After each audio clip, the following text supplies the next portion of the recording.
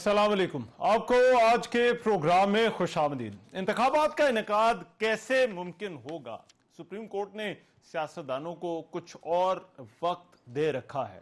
ऐसा लगता है कि मामला अब सियासत की कोर्ट में आ गया है और तमाम नजरें अगले हफ्ते पर हैं कि आगे क्या होगा।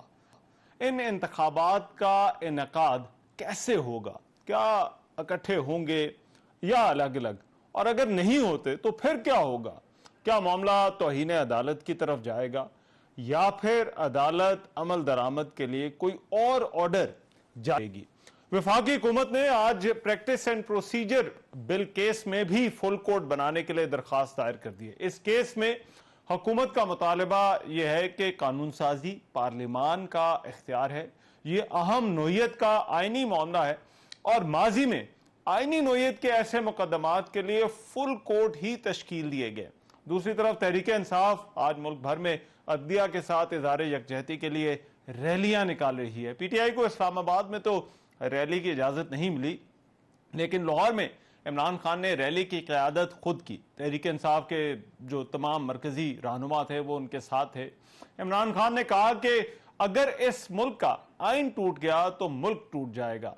इमरान खान ने अगले हफ्ते से 14 मई तक जलसे करने का ऐलान करते हुए कहा कि 14 मई को इलेक्शन ना हुए तो सड़कों पर होंगे। अब ये जो इंतखाबात वाला मामला है इसका क्या बनेगा, एक तो आज के प्रोग्राम में इस पर बात करनी है। दूसरी तरफ वजीर खारजा बिलावल भुट्टो के द्वारा भारत के बाद बहुत बात हो रही है। एक तरफ तो भारत की तरफ से जो सिफारती आदाब की खिलाफ वर्जी करते हुए रद्द-ए-अमल दिया गया वो काबिल मजम्मत है, लेकिन दूसरी तरफ उनको तहरीक इंसाफ की तरफ से भी तनकीद का सामना है। इमरान खान ने कहा कि बिलावल ने भारत जाकर बेइज्जती करवाई, जबकि शहबाज शरीफ ने जो आज बरतानिया में है उन्होंने बरतानिया जाकर पैसे जाए किए। तहरीक इंसाफ के रहनुमा असद उमर ने कहा कि भारत से हाथ ना बढ़ाने के बावजूद भी ये वहां पहुंच गए। वजीर आजम ने आज तहरीक इंसाफ की इस तनकीद पर रद्द-ए-अमल देते हुए कहा कि तहरीक इंसाफ ने इस इजलास में पाकिस्तान की शिरकत पर तनाजा खड़ा करने की कोशिश की जो इंतहाई परेशान कुन है। पीटीआई के लिए बैन-अल-अक़वामी ताल्लुकात समेत हर चीज खेल है। माजी में इमरान खान ने खारजा पॉलिसी को नुकसान पहुंचाने की कोशिश की। पीपल्स पार्टी के रहनुमा शाहज़ेब मरी ने भी कहा कि वजीर खारजा के बयानिए से बीजेपी और तहरीक इंसाफ को तकलीफ है। क्या वजीर खारजा के दौरे भारत पर तनकीद का जवाब है? इस पर भी प्रोग्राम में बात होगी। वेरी क्विकली मेरे साथ आज के जो प्रोग्राम में मेहमान मौजूद होंगे मैं तारुफ करा देता हूं। सेनेटर मौला बख्श साहब हमें ज्वाइन करेंगे पाकिस्तान पीपल्स पार्टी से। सदाकत अली अब्बासी साहब होंगे हमारे साथ पाकिस्तान तहरीक इंसाफ से। लेकिन पहले बात होगी अब्दुल बासित साहब से। साबिक सफारतकार हैं, पाकिस्तान के साबिक हाई कमिश्नर रह चुके हैं भारत के अंदर। बिलावल भुट्टो का जो दौरा भारत और वहां से जो रिस्पांस है, अब्दुल बासित साहब बहुत शुक्रिया।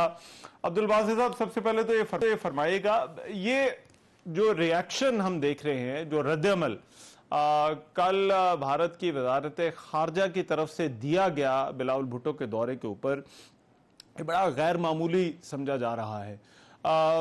क्यों आपको लगता है कि इस कदर सख्त रद्द-ए-अमल भारत की तरफ से आया है? अच्छा, इसका बिस्मिल्लाहिर्रहमानिर्रहीम बहुत शुक्रिया आपका। देखिए, पहली बात तो ये कि जो हमारी तकरीर हुई काउंसिल ऑफ फॉरेन मिनिस्टर्स में, वो बड़ी दिलचस्प तकरीर है जी। अगर आप उसको गौर से पढ़ें, और आई एम श्योर कि भारत में तो बड़े गौर से ही पढ़ी होगी, तो उसमें 3-4 चीजें हैं जो कि मेरे ख्याल में उसका रिएक्शन है। अच्छा, पहले तो ऑब्वियसली हमारे वजीर खारजा ने बगैर कश्मीर का नाम लिए हक खुदरादियत की बात की। तो ये भी कहा कि यूनिलैटरली आप इंटरनेशनल लॉ और बायलैटरल एग्रीमेंट्स वगैरह की खिलाफ वर्जी करते हुए एक अगर कोई तोड़ता है वो भी मुनासिब नहीं है। फिर उन्होंने चीन और भारत का मुआवजा भी कर दिया बगैर भारत का नाम लिए कि चीन ने तो 40 साल में 500 मिलियन लोगों को गुर्बत से निकाला, और आप जो लोग बैक करते हैं अबाउट योर इकोनॉमी की, हम राइजिंग इकोनॉमी है जो अभी तक लोग गुर्बत में पिसे हुए हैं, मिलियंस ऑफ पीपल। फिर उन्होंने भारत के जो अंदरूनी मसाइल हैं, खासतौर पर जब माइनॉरिटीज के साथ मामला चल रहे हैं, उनका भी जिक्र इनडायरेक्टली कर लिया। फिर अपने इंटरव्यू में आप जानते हैं उन्होंने कुलभूषण जाधव से लेकर समझौता एक्सप्रेस का जिक्र किया। तो और फिर मुंबई में भी ऑब्वियसली उन्होंने भारत को ही मोरद इल्जाम ठहराया कि अगर उस ट्रायल में पेशरफ्त नहीं हो रही तो उसका कसूरवार तो बुनियादी तौर पर भारत ही है। तो ये वो तमाम चीजें हैं। और क्योंकि मैं जयशंकर साहब से मैं इनसे बहुत दफा मिला, ही गेट्स प्रोवोक्ड समहाउ।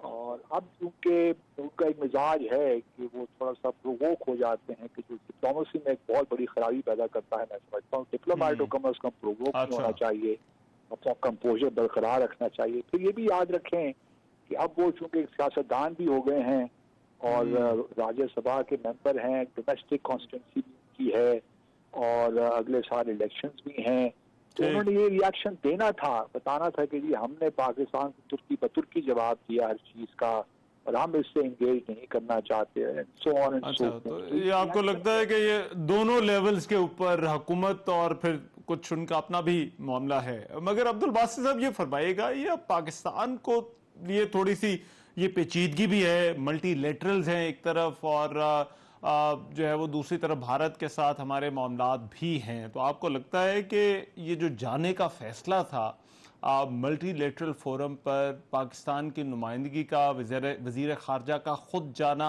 ये दुरुस्त फैसला था बाद नजर में? मैं तो अभी भी समझता हूँ मेहमान के हमें नहीं जाना चाहिए, तो सच्ची बात ही। अच्छा, मेरा अपना ख्याल यही था कि हमें अपनी पार्टिसिपेशन को तो ये वर्चुअल रखना चाहिए था। जिस पर हमने क्लाइमेट मिनिस्टर्स की मीटिंग या डिफेंस मिनिस्टर्स की वर्चुअल अटेंड की, वही करनी चाहिए थी। अगर हमने पार्टिसिपेट करना ही था तो फिर हम डाउन जरा ग्रेड कर देते अपनी पार्टिसिपेशन को, वजीर मुमलिकत लेवल पे चले जाते।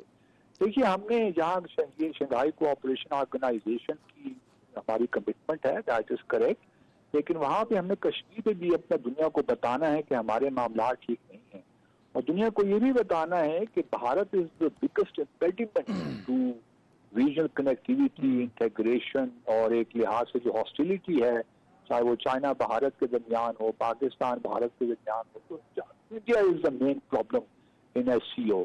तो दूसरी बात जिसने आप बिल्कुल सही कहा, जुलाई अगर हम इस मीटिंग में चली जाती है हमारी वजीर मुमलिकत, तो समिट में हमारे वजीर खारजा जा सकते थे। ये भी बात आपको याद, मतलब आपके व्यूअर्स को बताने की जरूरत है कि शंघाई कोऑपरेशन ऑर्गेनाइजेशन में एक हेड्स ऑफ स्टेट की मीटिंग होती है और हेड्स ऑफ गवर्नमेंट की मीटिंग होती है।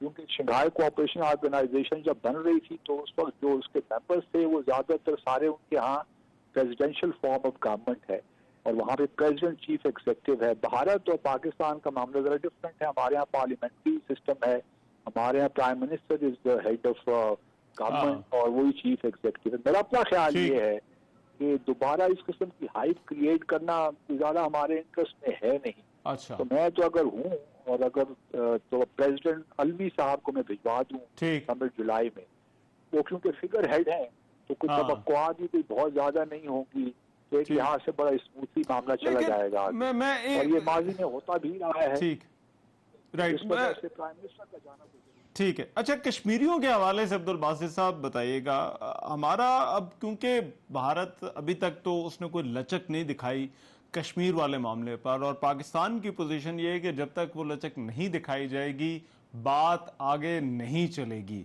क्या इस मामले के होते हुए किसी भी लेवल पर भारत के साथ कोई एंगेजमेंट हो सकती है पाकिस्तान की? नहीं है, लेकिन वो अभी नहीं होगा। वो जब तक भारत में इंतखाबात नहीं हो जाते लोकसभा के अगले साल, उस वक्त उससे पहले मुमकिन नहीं है। अच्छा। और फिर हमारे अपने अंदर भी, हमारे यहाँ भी एक सियासी अफरा तफरी का आलम है, बेयकीनी की सूरत हाल है।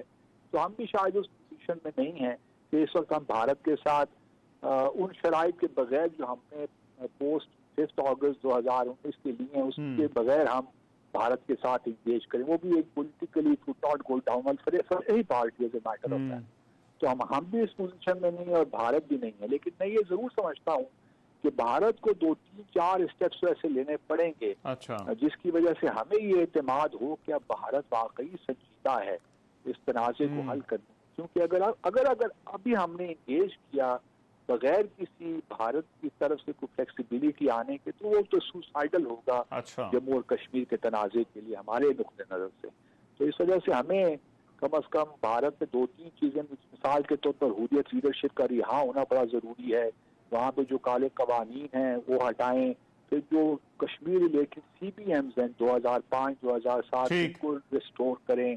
ये वो तमाम इक़दाम हैं जो अगर भारत लेता है तो उससे हमें कम अज कम एहसास पैदा हुआ कि भारत इस वक्त सीरियस है। ठीक है, बहुत शुक्रिया अब्दुल साहब हमारे साथ मौजूद थे। मौला बख्श चांडियो साहब और सदाकत अली अब्बासी साहब मेरे साथ मौजूद हैं। आप दोनों मेहमानों को भी वेलकम कहता हूं। चांडियो साहब, पहले मैं आपसे गुफ्तगू का आगाज कर ले, तो मेरे ख्याल है ये दौरा भारत वाली बात अभी हो रही है, तो इसी पर थोड़ा सा जरा आपसे मैं जवाब ले लूं। ये जो तनकीद हो रही है तहरीक इंसाफ की तरफ से, वजीर आजम भी आज वजीर खारजा के दिफा में आगे आए, आपको क्या लगता है इसकी वजह क्या समझ आती है? पहली बात तो मैं अपने बहादुर और जुर्रतमंद चेयरमैन बिलावल साहब को शंघाई कॉन्फ्रेंस में बड़ी कामयाबी के साथ लौटे हैं और बड़ी हिम्मत के साथ गए हैं, जो अपने मुल्क में सरों में डब्बे पहन के चलते हैं डर डर के मारे। उनके मुकाबले में मेरे कायद, बहादुर कायद हिंदुस्तान गए, वापस लौट कर आए, अपने मौक़िफ़ से नहीं हटे, पाकिस्तानी मौक़िफ़ से दस्तबरदार नहीं हुए। उन्होंने पाकिस्तान के मौक़िफ़ की और भी वहाँ पजीराई हुई है, बात की है वहाँ, वो पीछे कभी भी नहीं हटे। वो भुट्टो के नवासे हैं, भुट्टो ने कश्मीर के इशू को उठाया, वो बेनजीर साहबा के बेटे हैं, बेनजीर साहबा ने कश्मीर के मामले को उठाया। इन्होंने क्या किया है, एक रोड का नाम श्रीनगर रखकर क्या समझते कि कश्मीर फतेह कर लिया है? इन्होंने क्या किया, जो ताकत जो कैफियत थी कश्मीर की, वो हैसियत ही तब्दील कर दी। पूरे पाकिस्तान में एहतजाज था कि खान साहब के जमाने में, लेकिन यह मामला खान साहब का नहीं है, यह पाकिस्तान के नुमाइंदगी का सवाल है। मेरा ख्याल है मेरे लीडर ने बेहतर नुमाइंदगी की है। मैं बासित साहब सीनियर सफारतकार हैं, मैं उन पर तबसरा नहीं कर सकता कि जाना चाहिए नहीं चाहिए। ये कोई किसी की शादी थोड़ी थी, या हम शादी में गए थे, या हमने हिंदुस्तान के वज़ीर आज़म को अपने किसी दावत में बुलाया है, या हमने हिंदुस्तान के मोदी की कामयाबी के लिए कोई दुआएं मंगवाई हैं, ऐसा कुछ भी नहीं था। बेला का भी एक प्लेटफॉर्म था, वहां मेरे कायद गए हैं, जाना चाहिए था, क्यों भागे हम अपना मौक़िफ़ रखेंगे। मैं उनको उनकी जुर्रत को, उनकी कामयाबी पर सलाम पेश करता हूं। ठीक, सदाकत भाई, तहरीक इंसाफ क्यों तनकीद कर रही है? जी रहमान साहब, ये कोई 22 करोड़ लोगों का मुल्क नहीं है, ये कोई दुनिया की 10वीं बड़ी फौज और 6ठी 8वीं ताकत नहीं है। ये तो एक हमारा अखाड़ा है जहां हमने बच्चों को इंटर्नशिप करानी है, और वो बच्चे हमारे हैं, और वो चूंकि जुल्फ़िकार अली भुट्टो के नवासे हैं, तो इस मुल्क की जिम्मेदारी है कि हमने उनके बच्चों को पालना है और अपने आप को 22 करोड़ मुसलमानों के लोगों को जलील करवाना है इस तरह के नालायक बच्चों के जरिए, जिनको हमारी मजबूरी है कि चूंकि भुट्टो बड़े आदमी थे, इसलिए हमने उनके पोतों नवासों की भी खिदमत करनी है। तो शर्मिंदा हो रहे हैं आज पूरा पाकिस्तानी कि बिलावल को अपनी नौकरी और अपनी सीवी बड़ी करने के लिए इस्तेमाल किया जा रहा है, और पाकिस्तान का एक रवायती मुखालिफ जिससे हमें इतने अरसे से हमारी उससे जंगें भी हैं, और खासकर जब वो 370 के अमल के बाद हमारा एक मौक़िफ़ था कि हम इंडिया से कोई इस तरह का बायलैटरल फोरम या ट्रायलैटरल फोरम में हम बातचीत नहीं करेंगे, और ये बेचारे की सीवी बड़ी करनी थी। इसके अब्बा जी इसको वजीर आजम देखना चाहते हैं, इसने नाना के ख्वाब पूरे करने हैं, इसलिए हमारा पूरा मुल्क जाए जहां मर्जी। तो भाईजान यही हो रहा है, उनका पता नहीं 50 साल तजर्बेकार वजीर खारजा ने धो के मारी हैं इस बच्चे के मुंह पे। तो मैं क्या कर सकता हूँ, दुखी हो सकता है। मैं तो अब जाहिर है पाकिस्तान के साथ मुझे सदाकत भाई ये मुझे बताइए कि आम तौर पर इस तरह की चीजें सियासत से जो हमारी आपस की जो सियासत है उससे अलग समझी जाती हैं, तो आपको नहीं लगता कि इस दौरे को अब हुकूमत का ये कहना है कि आपने कंट्रोवर्शियल बनाने की जो है वो कोशिश की, और जो कि वजीर आजम ने कहा ये बड़ी परेशान कुन बात है, और उन्होंने कहा पीटीआई का रिकॉर्ड भी है। तो ये जो तनकीद है तहरीक इंसाफ पर कि तहरीक इंसाफ फॉरेन अफेयर्स को बनाने की कोशिश करती है कंट्रोवर्शियल, ये क्यों उन्होंने कहा? यार मुझे ये बताएं, आप एक मुल्क में जाते हैं, पहले तो हमें जाना ही चाहिए, वो हमें तस्लीम ही नहीं करता। आप वहां जाते हैं, वो अच्छा, आपको ठीक है। सलाम आपसे लेने के लिए, वो बिलावल की बात नहीं है, बिलावल मेरा वजीर खारजा था ना, तो उसने पाकिस्तान से सलाम नहीं लिया। जो उन्होंने तकरीर की, जो तकरीर में उनका एग्रेशन था, और जो बिलावल के उधर भी टांगे कांप रही थी और उसकी जुबान, उसका बॉडी लैंग्वेज का साथ नहीं दे रही थी। तो देखना, मैं दोबारा कहता हूं कि क्या बिलावल साहब इस 22 करोड़ मुल्क के बेस्ट आदमी थे जिन्होंने पाकिस्तान को रिप्रेजेंट करना था? नहीं। हाँ, जरदारी के बेटे थे, मोहतरमा जो के शहीद हुई तो उनके बेटे थे। हमने भुट्टो साहब का, जो अभी तक जिंदा है, उनके नवासों को पालना है। मेरे भाई ये बात नहीं है। पाकिस्तान के लिए कामयाब खारजा पॉलिसी के लिए पाकिस्तान में मौजूद बेस्ट आदमी को रिप्रेजेंट करना चाहिए। यही डेमोक्रेसी है, यही मेरिटोक्रेसी है। यहाँ हम नस्लें पाल रहे हैं, बच्चे पाल रहे हैं, ये कोई जमहूरियत तो है नहीं, ये तो खानदान गुलामा है। और मेरे भाई जानियो साहब ने कहना है, भाग लगे रहे, मौला खुश रखे, हमारी नस्लों को खुश रखे। भाई लगे, आप घर जाके करें।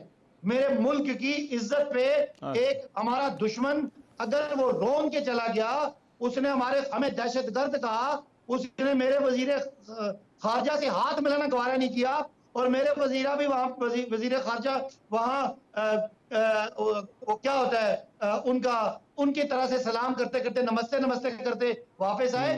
तो बात नमस्ते या सलाम की नहीं है, बात एक सुप्रीमेसी की है। वो दोस्ती नहीं करना चाहता, वो आपको अपने सुप्रीमेसी में, अपने जोम में रखना चाहता है। और वो आज हम साबित हो गया कि हम हैं, क्योंकि हमने बच्चे पाले। जरा मैं जवाब लूं। चांडियो साहब, हुकूमत को क्यों लगता है कि तहरीक इंसाफ इन मामलात पर सियासत कर रही है या कंट्रोवर्शियल इन मामलात को बना रही है? अभी इस सवाल के जवाब क्या होना चाहिए? आप सदाकत भाई की इतनी लंबी चौड़ी तकरीर सुनने के बाद भी ये सवाल मुझसे पूछ रहे हैं। मुझे नहीं समझ में आता ये सवाल कैसे बनता है। पर सवाल ये है, असल बात कि अगर किसी मुल्क को, हिंदुस्तान के दरमियान कोई मुआहदे की बातचीत नहीं थी, एक बैन अवी फोरम था, वहां जाना था, वहां गए, क्या वहां हुआ क्या है जिसकी वजह से नाराजगी है? हमने मोदी की कामयाबी के लिए हमने दुआएं मांगी थी, हमने कहा था कि मोदी कामयाब होगा, हमने कहा था लोगों को कि दुआएं मांगी मोदी कामयाब हो, हमने कहा पाकिस्तान को खुशफहमी में रहना चाहिए कि मोदी आएगा तो कश्मीर का मसला हल होगा, ये हमने कहा है। अपने गुनाहों को छुपाने के लिए झूठ पे झूठ बोले जाते हैं। बिलावल साहब को जाना चाहिए था, उनका जाना बावकार था। एक बावकार मुल्क के नुमाइंदे किस जगह, उसमें क्या कबाहत है? उन्होंने किया क्या वहां जाकर जिसमें आप आग बगोला हो गए? अभी एक अजीबो गरीब है, ये मैं इसको तस्वीर समझता हूं और कुछ नहीं। जिनको सिंध के सकाफत का पता नहीं है, वो सिंध की सियासत क्या करेंगे? हमने हाथ जोड़ लिए, हाँ हम हाथ जोड़ते हैं, हर सिंधी हाथ जोड़ता है एक दूसरे को। हम हाथ जोड़ते हैं उस कुव्वत को जो हमारे अंदर मौजूद है, जो हमारे सांसों को चला रही है, हम उस कुव्वत को हाथ बांधते हैं। हम उस नूर के आगे हाथ जोड़ते हैं जो जिस इब्ने आदम के जिस्म में, रूह में है। हम शख्स को हाथ नहीं जोड़ते। आपने हाथ जोड़ने का मतलब ही नहीं समझा। आप तकब्बुर छोड़ें तो आपको पता चले पाकिस्तान की सियासत क्या है। आप तकब्बुर छोड़ें तो आपको पाकिस्तान की सकाफत समझ में आए। आप इंग्लिस्तान की सकाफत को पकड़े बैठे हैं और ये हाथ नहीं मिला। ये छोटी बातें हैं। पाकिस्तान बहुत बड़ा मुल्क है, एक एटमी मुल्क है। इस मुल्क के अपने मफादात होते हैं, कोई तौर तरीका होता है, खारजा मामलात को अलग होते हैं। हम यहां भी गिल्ली डंडे वाली लड़ाई लड़ा रहे हैं। हम इसको क्या कह सकते? कुछ भी नहीं कह सकता मैं। हाँ, ठीक, राइट। मुझे सर एक ब्रेक लेनी है, मैं ब्रेक के बाद हूं तो फिर ये मामला कुछ रैलियों का और 14 मई के जो तारीख आई हुई है इंतखाबात की, उसका सदाकत अली अब्बासी साहब और मौला बख्श चांडियो साहब से पूछेंगे इस ब्रेक के बाद।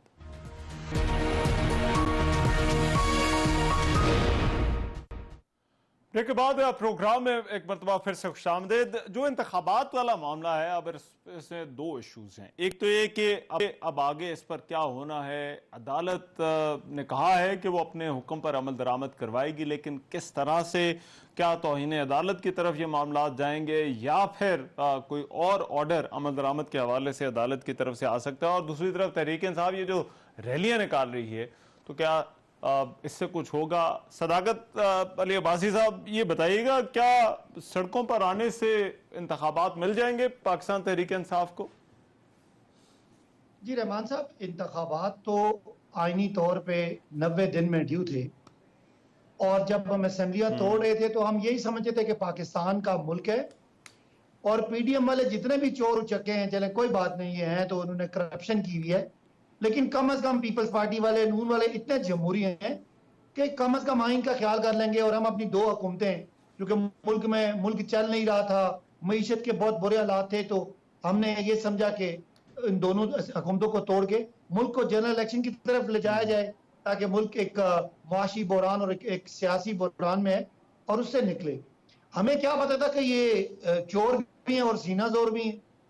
आप चलें, इन्होंने 1100 अरब रुपया माफ करा लिया पीपल्स पार्टी वालों ने, नून वालों ने, बाकियों ने, और एनआरओ ले लिया और नैब का कानून खत्म कर दिया। चले, इस हद तक ये रहते तो ठीक था, लेकिन ये और मईशत को तबाह कर दिया, 6% ग्रोथ नीचे ले आए, एक्सपोर्ट नीचे कर दिया, टेक्सटाइल बैठा दिया, आटा महंगा कर दिया, हर चीज दुनिया की महंगी कर दी, डॉलर महंगा कर दिया, और बिलावल साहब जो है वो पूरी दुनिया में फिरकियां लगा रहे हैं, हासिल वसूल सिफर है, IMF मान नहीं रहा, दुनिया में कोई मुल्क इनको खाते में नहीं डाल रहा, इंडिया में जाके बेइज्जत होते हैं, खुद भी हमें भी करवाते हैं।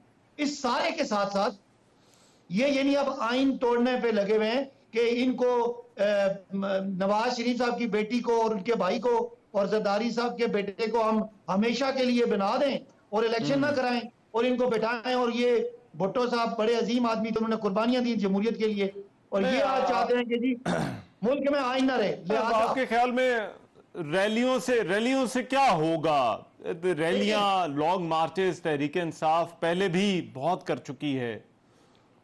देखिए ना, एक तो ये है कि अदालत का फैसला है और 2 दिन बाद अदालत का फैसला आने वाला है। ठीक है। अब अदालत पे ये पीपल्स पार्टी और नून वाले चढ़ दौड़े हैं, इनको अपना पार्लियामान याद आ गया है जिसकी मुद्दत खत्म होने वाली है, इनको बजट याद आ गया है, पंजाब और केपी की हुकूमतें खत्म हुई हुई हैं, तो जाहिर है ये अदलिया को प्रेशराइज करते हैं और ये करना चाहते हैं। इसलिए हम लोग जो है, हमारे पास सवाए आइन के अंदर रह के प्रोटेस्ट करने का और तो कोई नहीं है। हमने आज लोगों को निकाला, पिंडी में बड़ी तादाद में लोग निकले, मरी से लोग निकले, कोटा से निकले, गुजरखान से निकले, तल्लर सीजा से लोग निकले, और सड़कें भरी हुई थी। ये अदलिया को ये यकीन दिलाने के लिए कि आइन और कानून की तहत फासले करें, लोग आपका तहफ़्फ़ुज़ करेंगे, ये चोरों से कोई डरने की जरूरत नहीं है, बस इतनी बात है। हमें मिलेगा इलेक्शन। मतलब आपने अदलिया की हिमायत के लिए। मैं जरा चांडिया साहब, ये 14 मई को भी आज जलसों का ऐलान किया है तहरीक इंसाफ ने, क्या सेनेटर साहब आपको लगता है इन रैलियों से कुछ हासिल होगा तहरीक इंसाफ को? मुझे इनके बोलने से डर लगता है। ये समझ गए कोई गड़बड़ हो गई है, ये समझ गए कि ये मारे गए हैं, ये समझ गए ये पिट गए हैं। ऐसा संजीदा इंसान सदाकत जैसा बड़ा प्यार से बात करता था, और अभी आग बगोला हो जाता है, तो कोई तो वजह है पीछे। अब मुझे फिलहाल समझ नहीं आती। ये 2 दिन पहले टीवी प्रोग्राम थे, ऑन एयर कहा है कल चला जाएगा वजीर आजम, कल चला जाए। वजीर आजम तो अल्हम्दुलिल्लाह बैठा है, हुकूमत भी पूरी बैठी है। किसने आपको ये आसरा दिया हुआ है कि कल चला जाएगा? कल चले जाने के आप आसरे में जो ये कर रहे हो, ये अच्छा नहीं है। मैं इलेक्शन का हामी हूं, मेरी पार्टी इलेक्शन की हामी है, हम इलेक्शन से नहीं भागते। हमने कभी बदतरीन हालात जियाउल हक के उस जमाने में भी हमने इलेक्शन से मुंह नहीं मोड़ा, लेकिन यहां मुल्क के हालात के मुताबिक जो फैसला करेंगे वो सही है। लेकिन ये जिस अंदाज से चाहते हैं, लाठी उठाकर दहशतगर्दी करके, शरायत आयद करके, ऐसा नहीं होगा सदाकत मियां। अभी आप तड़पोगे इलेक्शन के लिए। हाँ, रवैया सियासी अपनाए, रवैया वो लोचना है जो लोग सियासी पार्टियां मिलकर इंतखाबात कराती हैं, ऐसा कराएं। अकेले आप की करेंगे? आपकी बादशाही है, जो आप चाहेंगे करेंगे, जो चाहेंगे फैसला करेंगे। 10,000 आदमी कोर्ट में ले जाओगे, ऐसा नहीं होगा सदाकत, ऐसा नहीं होगा। अपनी पार्टी को समझाओ, अगर जमहूरियत के रास्ते पे चलना है तो जमहूरी तरीकेकार अख्तियार करो, लहजा अख्तियार करें। अभी लेकिन चन्नी साहब वो आए तो थे आपके पास मुज़ाकरात के लिए, उन्होंने आमादगी जाहिर की, डेलीगेशन बनाकर आए। जरा सुन तो ले। अब सदाकत कितना प्यारा खूबसूरत आदमी है। जुमला शुरू कैसे किया आपको याद है? कोई शक नहीं। चोर उचक्के, ये चोर उचक्के ऐसे बोलते हैं, ये सियासी जबान है। इनके खान साहब वाली जबान आप भी इस्तेमाल करोगे। बड़े तो बड़े मियाँ, छोटे मियाँ, सुभान अल्लाह, वो तो वजीर आज़म में कायद है। आप कैसे बोल रहे चोर उचक्के? घड़ी की चोरी भी आपने नहीं की है, ये बाकी चोरियां आपके नहीं आई है, ये तोशाखाना की चोरियां आपके खाते में नहीं है। कहाँ सदाकत? सियासी रवैया अपनाओ तो बातचीत बने। धमकियों से मामला नहीं बनेगा, धमकियों से इलेक्शन नहीं होगी। हाँ, इलेक्शन होनी चाहिए, इलेक्शन से कोई भी इनकार नहीं कर सकता। जो पाकिस्तान में जमहूरी सियासत चाहेगा वो इलेक्शन की हिमायत, हम इलेक्शन की हिमायत करते हैं। हालात के मुताबिक जो भी फैसला करेंगे, हमने अब भी मुखालफत नहीं की, हमने अब भी नहीं कहा, लेकिन इनका रवैया ही नहीं है इलेक्शन करवाने का।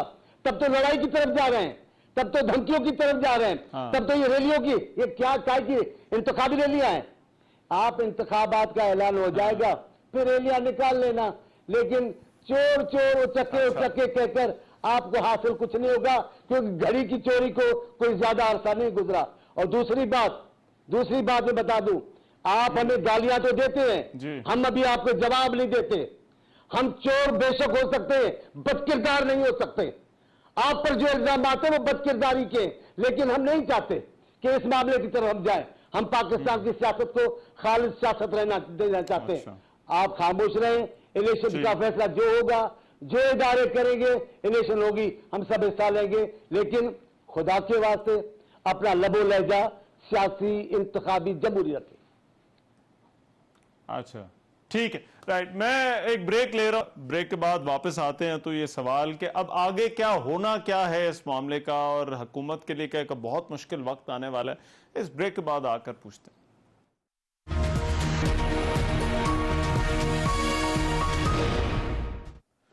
ब्रेक के बाद प्रोग्राम में एक मरतबा फिर से खुशामदीद। सदाकत अली भाई साहब, अब ये 14 मई वाला जो मामला है, अब तो तकरीबन आप समझे उसमें 8 दिन हैं, और इंतखाबात का ना वो माहौल नजर आ रहा है, ना वो तैयारियां नजर आ रही हैं। तो सिर्फ तहरीक इंसाफ के पास अब ऑप्शंस और क्या हैं ये इंतखाबात के हवाले से, क्योंकि हुकूमत तो तैयार कहीं ना कहीं पर नजर आती है कि ठीक है सुप्रीम कोर्ट का मामला या उस बात से जो भी होता है तो वो हुकूमत जो है वो देख लेगी उस मामले को, या उसके लिए तैयार है।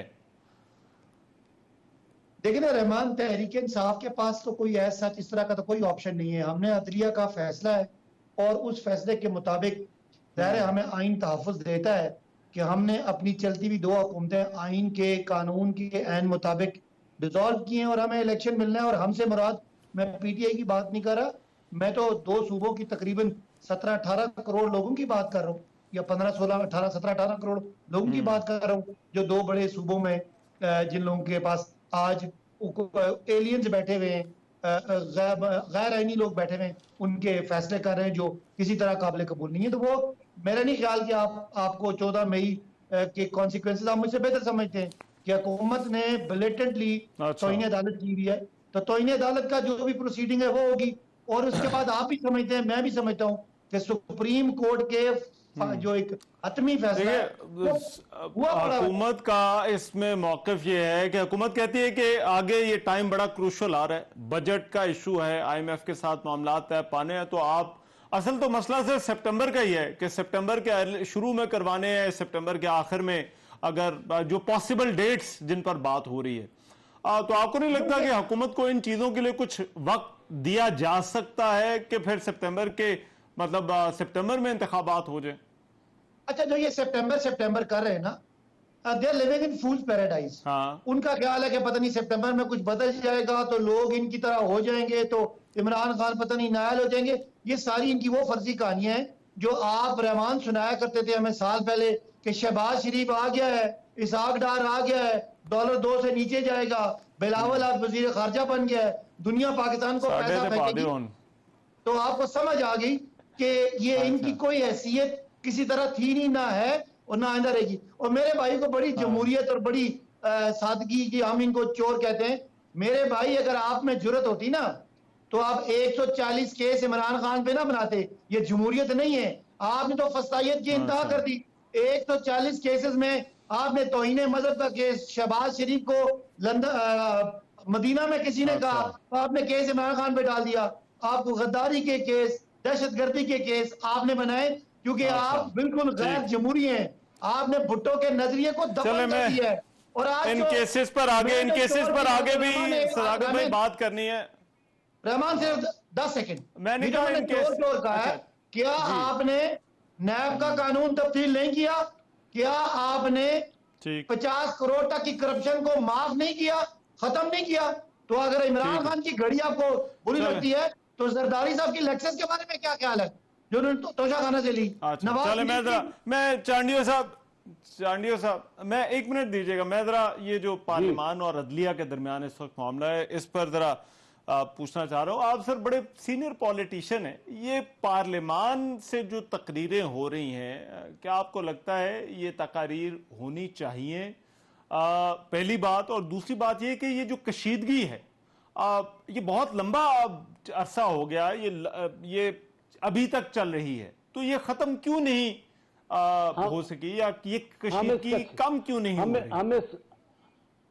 हम इस कशीदगी के हामी नहीं है, हम इस कशीदगी को खत्म करना चाहते हैं, लेकिन कशीदगी जिस अंदाज जिस नहज पे पहुंच गई है, वहां किसी एक साइड का काम नहीं है। कशीदगी बढ़ाने वाला काम नहीं होती। और जरा खामोश रहो जी, जरा सब्र से भी काम लो, सब्र से भी सब्र से काम लो। अब नहीं आओगे हुकूमत में, जरा सब्र से काम लो। अब नहीं आओगे हुकूमत में, सब्र से काम लो। सब्र करो, दूसरे का भी भाई इनको रोके, ये इनके बस में नहीं है अब रुकना। इनको पता चल गया है कि इनका वक्त आ गया, इन्ना लिल्लाहि व इन्ना इलैहि राजिऊन, इनकी हुकूमत में होगी। अब सुने, आप मुझसे पूछ रहे हैं, मैं कह रहा हूं कशीदगी खत्म होनी चाहिए।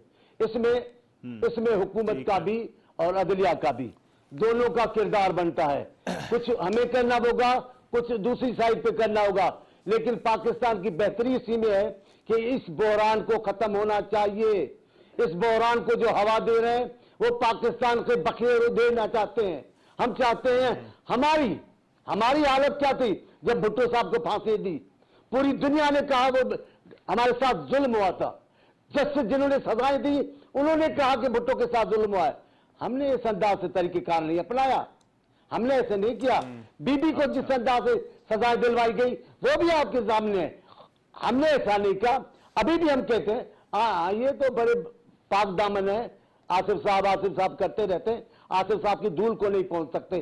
सियासत में आसिफ साहब इनको शिकस्त दे चुका है। अब बात यह है कि हम चाहते हैं ये बहरान अदलिया और असेंबली का खत्म होना चाहिए। ये होगा बातचीत से, ये होगा जालायक से, शरायत पे नहीं होगा, डंडे से नहीं होगा।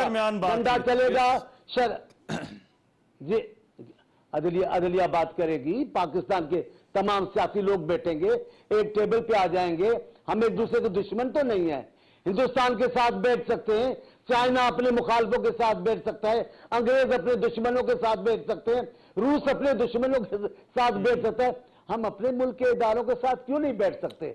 हमें बैठना चाहिए। हम जब तक बातचीत नहीं करेंगे, जब तक जालाज नहीं करेंगे, तब तक मसला हल नहीं होगा। इनको हमारे सिंधी में बड़ा अच्छा कहते हैं, वो बड़ा मजे वाली बात है कि कौवे को शोर में मजा आता है। इधर कौवे बहुत हैं, इनको शोर में मजा आता है, हमें शोर में नहीं, हमें अमन में मजा आता है। हम चाहते हैं हालात ठीक हो, मुल्क आगे चले, पाकिस्तान तरक्की करे, पाकिस्तान दुनिया में जैसा नाम रखता था वैसा वकार के साथ रहे। नहीं तो चांडियो साहब, इधर से रास्ता कौन निकालेगा? क्या देखिए, ये आप कहते हैं बातचीत होनी चाहिए, सारे कहते हैं बातचीत होनी चाहिए, ये तो हर सियासतदान जो है वो कहता है बातचीत होनी चाहिए, लेकिन सर उसका कोई तरीका तो आगे कोई बताए कि यहां से निकलने का तरीका क्या है। अब एक तरफ अदालत का ऑर्डर है, उस पर अमल दरामद नहीं हो रहा, दूसरी तरफ हुकूमत दरखास्तें दे रही है, क्या सर तकरीरें हो रही हैं, यहां से निकलें कैसे? असल होगा यही मामला। मैं डरता भी हूं, अदालत से बहुत डरता हूं, मेरी जान निकलती है अदलिया के हवाले से कोई बात होती है, लेकिन अदलिया को भी अनाज छोड़नी पड़ेगी, अदलिया को भी जिद छोड़ना पड़ेगा, अदलिया को भी जिम्मेदारी है कि वो अपने मुल्क पाकिस्तान को आगे ले जाए। फिर हुक्मरानों की भी जिम्मेदारी है, वो अपनी अदलिया का एहतराम करेंगे, बातचीत करेंगे, तमाम पार्टियां टेबल पे आ जाए। आपको पता है मियां नवाज शरीफ साहब के जमाने में जब पेशावर पे हमला हुआ, जब वो पब्लिक स्कूल पे हमला हुआ, हमारी पार्टी राजी नहीं थी, हमारे नुमाइंदे रो रहे थे कि अब कैसे जाएंगे फौजी के मामले में, फौजी अदालतों के मामले में। लेकिन पाकिस्तान के लोगों की बका का मामला था, पाकिस्तान का मामला था, हम बैठ गए। अभी भी अगर दोनों साइड है, वजीर आजम अदलिया के सरबराह बैठकर बात करेंगे, तमाम सियासी पार्टी के लोगों को बुलाएंगे, दिल खोल कर बैठेंगे, क्या मसला हल नहीं हो जाएगा? जरूर हल हो जाएगा। अच्छा, ठीक है। मैं जरा सदाकत अली भाई साहब, अब पीटीआई की पोजीशन ये है कि पीटीआई कहती है कि अब हमने बात नहीं करनी, ये टाइम जो है वो गुजर भी चुका है। अगर नहीं भी है तो क्या इस वक्त इस मसले से निकलने के लिए कोई दोबारा बैठा नहीं जा सकता हुकूमत के साथ? देखिए, जैसे इलेक्शन ना करवाने के लिए इन्होंने पहले तो कहा कि जी आप असेंबलियां तोड़े, असेंबलियां नहीं तोड़ रहे इसलिए हम इलेक्शन नहीं करवा रहे। हमने दोनों असेंबलियां तोड़ दी, फिर इन्होंने पैसों का बहाना लगाया, फिर सिक्योरिटी का बहाना लगाया, अब इन्होंने नया बहाना लगा दिया कि जी पूरे मुल्क में इलेक्शन एक दिन हो। तो हमने कहा चलें लोगों के सामने for the sake of argument हम एक दिन इलेक्शन के लिए इनके साथ बैठ जाते हैं। अब दो असेंबलियों के इलेक्शन तो एक 14 मई को पंजाब के इलेक्शन होने और साथ ही केपी के इलेक्शन होने जिनकी मुद्दत आई हुई है। तो हमने कहा चलें हम इनको 1-1.5 महीना 2 महीने और आगे ले जाते हैं। अगर 14 मई से पहले ये असेंबली डिसॉल्व कर दें तो 14 मई का मतलब है कम से कम 60 डेज तो इनको और मिल जाएंगे। तो मई गया, जून गया, जुलाई गया, तब तक इलेक्शन आगे जा सकते थे। हमने इनको एक अपॉर्चुनिटी दी कि ये मुज़ाकरात करके ये करें, लेकिन ये आपको पता है मुज़ाकरात कोई नहीं करना चाहते। इनके 2 बंदे ये मुज़ाकरात करने के लिए भेजते हैं, ख्वाजा आसिफ को और जावेद लतीफ को छोड़ देते हैं कि वो जनाब मजाक उड़े। इनकी पार्टी के अंदर 2 ग्रुप हैं नून लीग वालों के अंदर, वो पीपल्स पार्टी के अपना चक्कर है कि शहबाज शरीफ फारिग हो, हम बिलावल को वज़ीर आज़म बनाएं। तो ये किसी एक कौमी एजेंडे पे ना ये मुत्तफिक है। अच्छा। ये सिर्फ टाइम गेन करना चाहते हैं कि किसी तरह ये 14 मई गुजरे और हम गुलशरे उड़ाएं और दोनों असेंबलियों में हमने अपने डमीज बिठाए हैं और मुझे एक ब्रेक लेनी है और पाकिस्तान में आइन का मजाक। लिहाजा हम चाहते हैं कि 14 मई पाकिस्तान के आइन टूटने का खुदा न खासा दिन है, इसको बचाना है अदलिया ने और सपोर्ट करना है अवाम पाकिस्तान ने।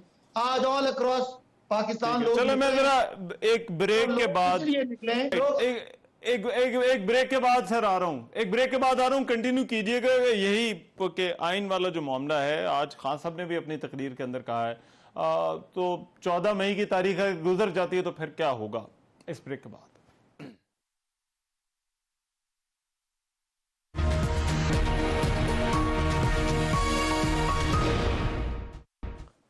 ब्रेक के बाद प्रोग्राम में एक मरतबा फिर से खुशामदीद। जरा इस बहस को समेटते हैं। मैं सदाकत अली अब्बासी साहब, आप बात कर रहे थे 14 तारीख की, अगर इंतखाबात नहीं होते तो आगे आप क्या देख रहे हैं, इसके बाद क्या होगा? जी मुझे सवाल किया आपने? जी जी जी। देखिए, अगर जैसे हम समझते हैं कि 14 मई को अल्लाह ना करे आइन टूटने का दिन है और आइन जब टूटता है तो आइन की सिर्फ इलेक्शन वाली शिक नहीं टूटेगी। मेरे भाई चांडियो साहब को उठा के लेके जाएगा तो हम इनको बचा नहीं सकते, क्योंकि माइट इज राइट, जो इनको उठा के ले गया फिर हम कुछ नहीं कर सकते, क्योंकि बेसिकली तो हर शहरी के, हर इदारे के जो बुनियादी हकूक हैं वो तो आइन प्रोटेक्ट करता है। और इनकी पूरी कोशिश है कि एक दफा आइन खत्म हो जाए इस बहाने से, फिर जो इनको लाने वाले हैंडलर्स हैं जिन्होंने इनके जरिए अपने मामलात करने, फिर उनको खुली छुट्टी है, फिर जो मर्जी करते जाएं। और इनका तो इतना ही है कि इनको अपना इक्तदार में हिस्सा मिल जाए और जो इन्होंने पैसे वैसे आगे पीछे किए हुए हैं उन पे माफी मिल जाए। लेकिन हम लोग जो आम पाकिस्तानी हैं, हम बिल्कुल ये नहीं होने देंगे। और पूरे पाकिस्तान का इस वक्त जो सारी डिपेंडेंस है वो ऑनरेबल जुडिशरी पे है कि वो फैसला करें और इन आइन शिकनों को सख्त से सख्त सजा दें, चाहे उसमें पूरी कैबिनेट जाती है, चाहे वजीर आजम और कुछ वजीर जाते हैं या कोई और जितने लोग भी हैं, उन तमाम को सजाएं मिले और अवाम पाकिस्तान को उनका जो बुनियादी हक है वो मिले और आइन का तहफ़्फ़ुज़ अदलिया करे।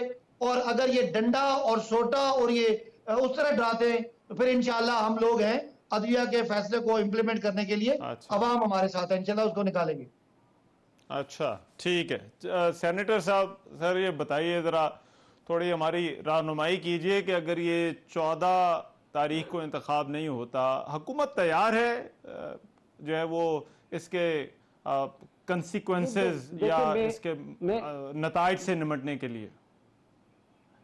मैं किसी हुकूमती मनसब पर नहीं बैठा तो मैं उनके अंदर के फैसलों से भी नहीं वाकिफ, लेकिन जो हुकूमत ऐलान कर रही है वो तो सब सारी दुनिया सुन रही है, जिससे मुझे लगता है कि ये तारीख गुजर गई तो कोई कयामत नहीं आएगी।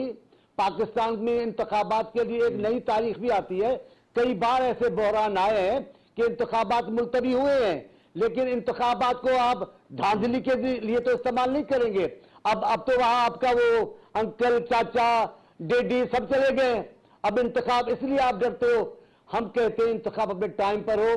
2 सूबों में इंतखाब होगा, वो मुनसिफाना इंतखाबात आगे चलकर नहीं हो सकेंगे। 4 सूबों में एक साथ इंतखाब होने चाहिए। इंतखाबात के लिए पाकिस्तान की सारी क़यादत को और जो बड़े बड़े इदारे हैं, जो मोहतरम इदारे हैं जिनका पाकिस्तान का अवाम एहतराम करता है, उन इदारों को टेबल पर बैठना चाहिए और किसी मसले के मुत्तफिका हल पर पहुंचना चाहिए। अच्छा। बाकी गुंडागर्दी के साथ न इंतखाब मिलेंगे ना आप अब जीत सकोगे।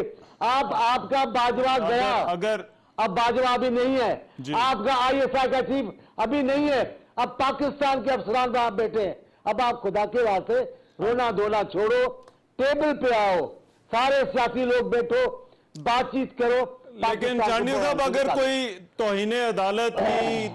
तौहीने अदालत की चांडियो साहब, अगर कोई कार्रवाई शुरू हो जाती है वजीर आजम के खिलाफ या काबीना के खिलाफ, तो क्या हुकूमत इसके लिए तैयार है? देखें, सदाकत साहब और दूसरे वो तो बड़े दिनों से कह रहे हैं कि ये आइन की खिलाफवर्जी हुई है, तौहीन अदालत है, वजीर आजम तो क्यों, वो तो कह रहे हैं। मैं ऐसा नहीं समझता हूं, मैं ऐसा नहीं समझता। अदालत तहम्मुल से काम ले रही है, अदालत को तहम्मुल से काम लेना होगा, अदालत को बहरान से बचाना होगा मुल्क को। मैं ऐसी कोई बात नहीं समझता हूं। मैं समझता हूं ऐसी कोई बात नहीं होगी। इंशाअल्लाह माहौल ठीक होगा, बातचीत होगी, बातचीत करके पाकिस्तान की अदलिया, अफवाज पाकिस्तान, पाकिस्तान की सियासी पार्टियां जिनका बुनियादी जिम्मेदारी इंतखाब और निजाम हुकूमत चलाना है, ये तमाम लोग बैठेंगे और एक मसले पे बैठकर हल निकालेंगे। इंशाअल्लाह पाकिस्तान को दुश्मनों की नजर नहीं लगेगी और अंदर से पाकिस्तान को खोखला करने वाले भी बहुत शुक्रिया। मौला बख्श चांडियो साहब हमारे साथ मौजूद थे और सकत अली अब्बासी साहब हमारे साथ मौजूद थे। आज के प्रोग्राम से इतना इजाजत दीजिए। अल्लाह ने के बाद।